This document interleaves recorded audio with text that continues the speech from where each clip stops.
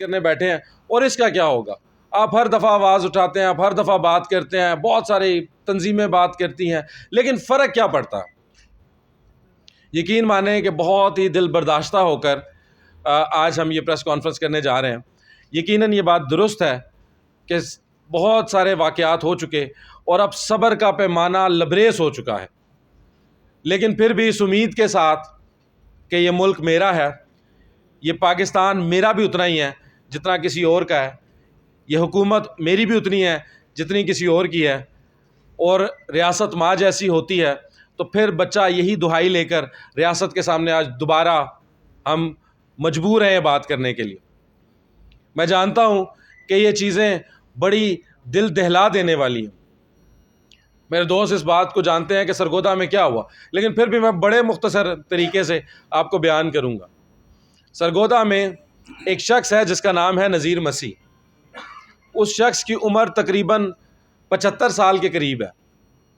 یہ 75 سال کا ضعیف آدمی صبح اپنے گھر سے نکلتا ہے اور اس کے اوپر توہین مذہب کا الزام لگا دیا جاتا ہے، 295(b)(a) کا پرچہ دے دیا جاتا ہے۔ یہ صبح 6 بجے FIR درج ہے۔ اس کے بعد وہ شخص کے گھر کے باہر ہجوم اکٹھا ہوتا ہے، اور ہجوم اکٹھا ہوتا ہے اور لوگ بڑھتے چلے جاتے ہیں، اور جب یہ لوگ بڑھتے چلے جاتے ہیں تو اس کے بعد اس کو گھر سے نکالا گیا اور اینٹوں، پتھروں، ڈنڈوں، سوٹوں کے ساتھ ایک 70 سال سے زیادہ عمر کے شخص کو بے ایمانہ تشدد کرتے ہوئے، گھسیٹتے ہوئے اس کو ادموا کر دیا، اور ایمبولنس میں جب ڈالا تو ایمبولنس کے اندر بھی اینٹیں ماری گئیں۔ میں سوال یہ پوچھتا ہوں کہ بھائی اگر وہ شخص کسی توہین مذہب کا مرتکب ہوا بھی، خدا کی قسم اگر کوئی میرے سامنے اگر کوئی اسلام کی بے حرمتی کا مرتکب ہو جائے، میں بھی اس کے خلاف کمپلیننٹ بن جاؤں گا، میں بھی اسے قانون کے کٹہرے میں لانے کے لیے تیار ہو جاؤں گا۔ ہم سارے مسیحی یہاں پر بیٹھے ہوئے ہیں، کیوں نہیں کریں گے ہم بھائی؟ ہم بھی اس کے خلاف کھڑے ہو جائیں گے، لیکن ہم ایک ملک میں رہتے ہیں جس کا نام پاکستان ہے، یہ ایک ریاست ہے جس میں ادارے ہیں، یہاں پر ایک نظام حکومت ہے۔ کیا میرا انصاف ہمیشہ جتھوں نے کرنا ہے؟ کیا میرا انصاف ہمیشہ سڑکوں پر ہونا ہے؟ آپ کا انصاف، مجھے یہ سمجھ سے بالاتر بات ہے کہ آپ ہمیں اگر چاہتے ہیں کہ ہم ملک پاکستان کو چھوڑ دیں تو آپ ہمیں ایک دفعہ نکالیں، ہم پر آگ ڈالیں، ہمیں جلا دیں، چاہتے کیا ہیں آپ؟ اور میں آپ کو چند ایک حقائق آپ کے سامنے رکھنا چاہتا ہوں۔ خاص بات جو ہے، یہ FIR ہوئی جو نذیر مسیح کے خلاف ہے، یہ صبح 6:30 بجے کی FIR ہے۔ پولیس کو 6:30 بجے اطلاع دی جاتی ہے اور کہا جاتا ہے کہ ایک شخص ہے جو توہین مذہب کا مرتکب ہوا، اور اس پہ FIR بھی کاٹ دی۔ اس کے بعد پولیس نے جو وہاں پر لوگ اکٹھے ہوئے جنہوں نے اس کو بری طرح تشدد کا نشانہ بنایا، ان کے خلاف ایک FIR دی جو 8:05 پر FIR ہے۔ میں اس کی بہت طویل FIR ہے، میں چند ایک حصہ اس کا آپ کے سامنے پڑھنا چاہتا ہوں۔ اس FIR میں لکھا یہ ہے کہ جب پولیس کو اس بات کی رپورٹ ملی تو پولیس نے وہاں پر اس موقع پر جب پہنچی تو چونکہ بہت سارے لوگ اکٹھے ہو گئے تھے، تو لکھا ہے کہ جس پر زیادہ نفری منگوانے کے لیے SHO تھانہ صدر، SHO تھانہ سیٹلائٹ، SHO تھانہ ساجد شہید، SHO تھانہ کینٹ، SHO تھانہ سٹی اور SHO تھانہ فیکٹری ایریا، یعنی 6 SHOs کو اور ان کی نفری کو طلب کر لیا گیا موقع پر۔ اس وقت تک یہ نذیر مسیح گھر سے باہر نہیں نکلا، اور یہ پولیس کی نفری یہاں پر موجود ہے، اور یہ خود FIR بول رہی ہے، یعنی یہ کسی کا ورژن، یہ پولیس کا اپنا ورژن ہے۔ اور اس کے بعد پولیس کیا کہہ رہی ہے؟ کہتے ہیں کہ اور جب اس کو ہم نے اس کے اہل خانہ کو ریسکیو کرنے کے لیے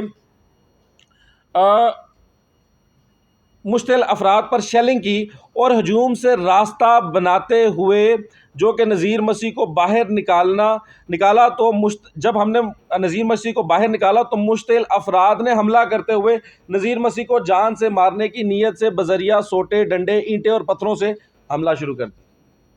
مطلب یہ پولیس کہہ رہی ہے کہ ہم نے جب اس کو گھر سے نکالا تو اس کے بعد اس پر سوٹوں، پتھروں اور ڈنڈوں سے حملہ ہو گیا، 200 لوگوں نے کیا ہوگا، اور 6 تھانوں کے SHO اور نفری موجود ہے اب یہاں پر۔